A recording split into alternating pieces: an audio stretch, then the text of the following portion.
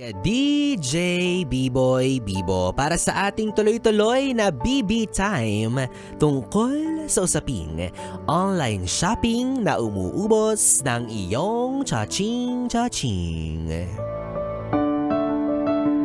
Kaya naman, shout out sa mga katulad kong hindi pa mayaman. Kumbaga yung pera nila ay hindi pa sapat para makabili ng kotse at bahay na magara. Kaya yung ipon nila pinang-parcel muna. Yan. Very good. Yes, friend. Kung ikaw ay tatanungin, sa susumahin, magkano na ang suma total na nagastos mo sa online shopping? Medyo matalinhaga ang katanungan pero alam kong ayaw mong silipin yan dahil ikaw ay manghihinayang. Yan ang sinasabi ko sa'yo. Gastos pa more, di ba? Bili pa more kahit hindi naman kailangan. Yan. Yung tipong, di ba? Talaga namang suking-suki ka na. Oo, yung delivery boy, kilalang kilala ka na. Yan, di ba? Kulang na lang sa inyo siya magpasko sa taong ito. Kunyari ka lang na order ka, crush mo lang yung nagdi-deliver sa inyo O, diba? Aminin mo na, every time na may delivery siya, nagpapaganda ka, ikaw Kuya, eto tip, gusto mo, pasok ka muna, inom ka muna ng juice. Alam ko saan papunta yan. Manonood kayo Netflix, tapos umaasa ka ng libre na yung parcel mo, diba? Isipin mo, diba, lahat ng in-order mo, simula nung ginawa mo yung online shopping account na yan, magkano na kaya, diba? At alin sa mga bagay na yon, yung hanggang sa ngayon ay napapakinabangan mo pa rin? Yung masasabi mong worth it? O hindi naman kaya yung bagay na hanggang sa ngayon ay nakikita mo pa rin? Kahit hindi mo na gamitin, sige, okay lang yan, pampalubag loob. Hindi mo man magamit, at least nakikita mo. Kalat na lang sa inyo, kumbaga. Ikaw naman kasi, bawat kibot mo, order ka ng order, urti mo ata turon, check out mo pa. Well, at the end of everything, at the end of this discussion, pera mo pa rin yan, di ba? Wala naman akong magagawa dyan. Pera mo yan, pinaghirapan mo yan, walang problema, di ba? Masaya ka naman. Well, masaya din naman talaga yung feeling na ibinibigay sa atin ng online shopping. Shopping, di ba? Kumbaga, as consumers, na-enjoy natin yung convenience na makapili ka ng mga produkto gamit lang yung daliri mo at gamit lang yung gadget mo. Which is, totoo naman, nakakatuwa. Diba? Kumbaga, hindi na kailangan mag-effort na magbihis ka para pumunta sa tindahan or sa mall. Hindi mo na kailangan magpagod, kakalakad, kakahanap ng bagay na hinahanap mo kasi marami ng options na ilalatag sa harapan mo in a few clicks. Type mo lang, search mo lang, lalabas na. Makakita ka ng iba't ibang version ng kulay, iba't ibang variant ng laki, ng hugis. Ikaw ang bahala. Plus, flexible pa yung payment method. Diba? Yun yung maganda.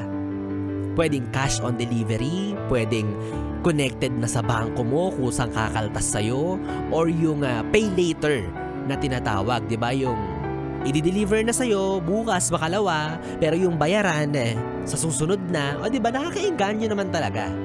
But still, we have to understand and we have to realize na babayaran mo pa rin siya. Diba? Makakaltas pa rin siya sa pera mo, sa ipon mo, sa budget mo. Yun yung totoo. Diba? Nakakala mo nakatipid ka kasi, hindi. Babayaran ko to sa sa susunod na buwan pa.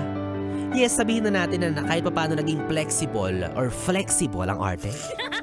Yung payment method mo, pero at the end of the day, babayaran mo pa rin siya. Galing pa rin yan sa sarili mong bulsa. At nakakalungkot nga, may interest pa yan diba? Hindi mo na-realize na mas mapapagastos ka pala, mas mapapadoble ka. To think na hindi mo naman talaga kailangan yung gamit. Talagang naengganyo ka lang kasi sinabi or nakita mong nakapromo, o hindi naman kaya nakita mong nakasale, or worst, dahil lang naengganyo ka sa galing ng pagbebenta kasi nadaan ka sa ganto. Oh, familiar yung tunog. Nagising ka, nabuhayan yung diwa. Kapag nakakarinig ka ng ganyan, talaga namang pumapalakpak yung tenga mo. Ito pa, hala. Diba? Agad-agad na papa-check out ka, agad-agad na papa-add to cart ka. Kumbaga nabubudol, nai-scam in a good way or willing victim ba tayo ng mga ganitong klase ng produkto? Hindi ko alam. But one thing is for sure, nakakaengganyo, oo. Kaya with these reasons na mga sinabi ko, gets ko kung bakit marami pa rin sa atin ang nahuhumaling sa online shopping. Not until mapakamot ka na lang talaga ng ulo kapag na-realize mo na dito na pala napupunta halos lahat ng ipon at pera mo. Wala namang problema, sinabi ko yan sa umpisa, walang problema kung saan ka masaya, basta pera mo siya, pinaghirapan mo, go! But what we are talking about is, sana magkaroon ka ng control, di ba? Maging responsable ka as a shopper, as a consumer. Bigyan mo yung sarili mo ng limitasyon na, ay, ito lang ang budget ko, hanggang dito lang ako, ito lang ang orderin ko, ito lang ang kaya ng pera ko, ito lang ang nasa budget ko. 'Di ba? Kasi kung hindi, mawiwili ka ng mawiwili. Baka magka-jacket ka niya. 'Di ba? Tapos ang problema, nababaon ka na sa utang, nahihirapan ka ng budgetin yung pera, tapos yung parcel na darating sa'yo, wala namang palang kwenta, nabogus ka pa, nga. Diba? Or worst, mangungutang ka, hihiram ka ng pambayad sa iba, ay naku, nagkandaloko-loko na. Kaya yung sinasabi natin, limitation is key. Isipin mo na mabuti, kailangan mo ba yan or gusto mo lang? O hindi naman kaya, baka naman ginagaslight mo lang yung sarili mo na kahit hindi mo kailangan, sige na nga, kailangan ko na lang. Kasi mahirap, maraming makokompromiso kapag hinayaan mo yung sarili mo na patuloy ka lang na maiengganyo sa ganyang kalakaran na hindi mo binibigyan ng sarili mo ng limitasyon, di ba? Totoo ang sinasabi nila, lahat ng sobra ay hindi maganda, lahat ng sobra ay nakakasama. Maraming madadamay. Bawa yung nanay mo, nagbabudget pala siya pero wala kang pambayad sa parcel na in-order mo, di mag-aabono ngayon siya, di ba? Damay-damay domino, o hindi naman kaya order ka, wala ka naman palang pera. Tapos pagdating ng delivery rider, magtatago ka, hindi mo siya sisiputin.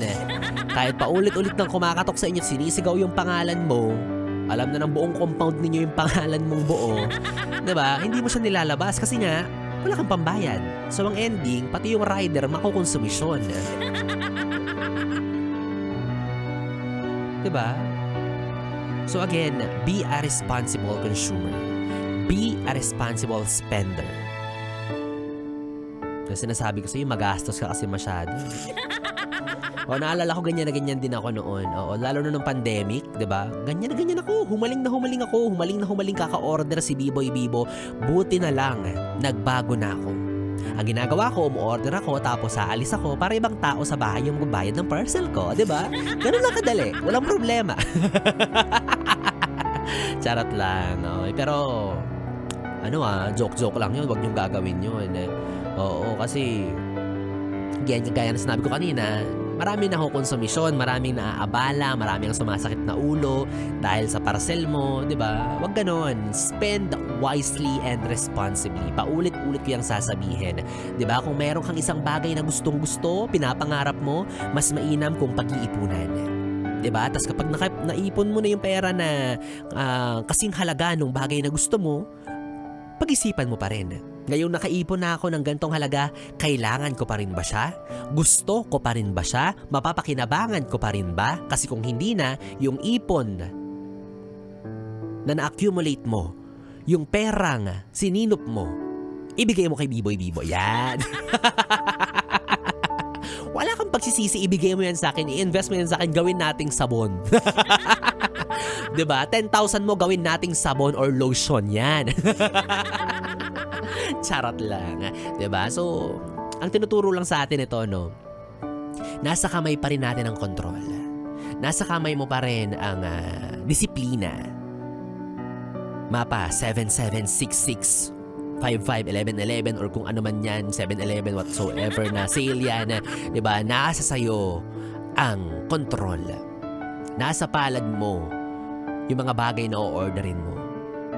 'Di ba? So bottom line, again and again, uulit-ulitin ko for the end time, I reiterate, Be a responsible spender. Be a responsible consumer. Huwag mo akong yabangan na naka-iPhone 17 Pro Max 1TB ka na, hindi naman yan fully paid. Diba? Kasi ang yabang-yabang mo, kung kanino mo pineflex yan, hindi pa naman pala totally bayad, paano pag nahatak yan? Nahatak! Ano yung coach? Ay nako, para diba, sa susunod na may darating sa'yo, hindi ka na mabibigla, hindi ka na magugulat, hindi ka na mangangamba na shit, wala akong pambayad. Paano ba to? Diba? At kung may darating man sa buhay ako, sure ako na hindi na parcel yan. Tao na yan. Yes! Landi ni B-Boy, parang sira. Ay nako, kaya ikaw yes friend. Kung meron kang parcel na inaasahan, kung meron kang parcel na paparating, kung wala kang pambayad, bigyan kita ng solusyon. Bigyan kita ng pang-abono dyan. Wow! Dahil yes, friend, ito nang hinihintay mo ang mahalagang anunsyo kung sino nga ba ang mapalad maswerteng makatatanggap ng 500 pesos para sa ating ACS! ACS! ACS! Yes, friend, kapalit ng 500, hinahanapan ko ng kasagutan ng aking katanungan na kung ang English ng hulugan ay na-distract ako sa tech na isa ko. Okay na na-distract ako sa bangs niyang straight. I love it for you. I love it for you, Matt, to kill you. Nababairo. Again, ang aking katanungan kung ang English ng hulugan ay installment, ano naman ang Tagalog ng percent. Marami ang sumagot pero isa lang ang pwedeng manalo dahil ako ay malalagot at ako ay mag-aabono. Yan naman, eto na ang kanyang pangalan. Congratulations sa pagmumukha mo sa iyo na ang tumataginting na 500 piso. Shezka Serva, congratulations! Hindi ko alam kung tama yung basa ko sa pangalan. Shezka? Bahala ka, basta ikaw yung nanalo. Oo, sa'yo na to. Dahil ang kanyang kasagutan ay porsyento o bahagdan. O diba, binigyan ako ng option. I love that for you, Shezka. Sabi niya, porsyento or bahagdan. Oo nga naman, diba? Pwede rin yung bahagdan. Pero yung bahagdan kasi is percentage. Hindi ko alam, ang dami kong ebas. Oo.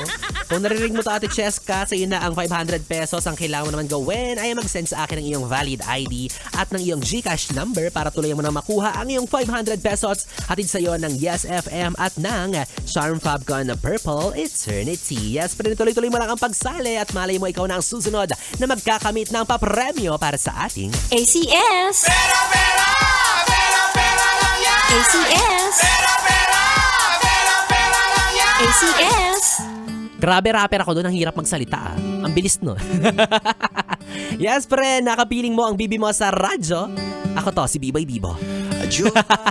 Bye-bye! We used to hang out getting wasted. I thought about our last kiss, how it felt.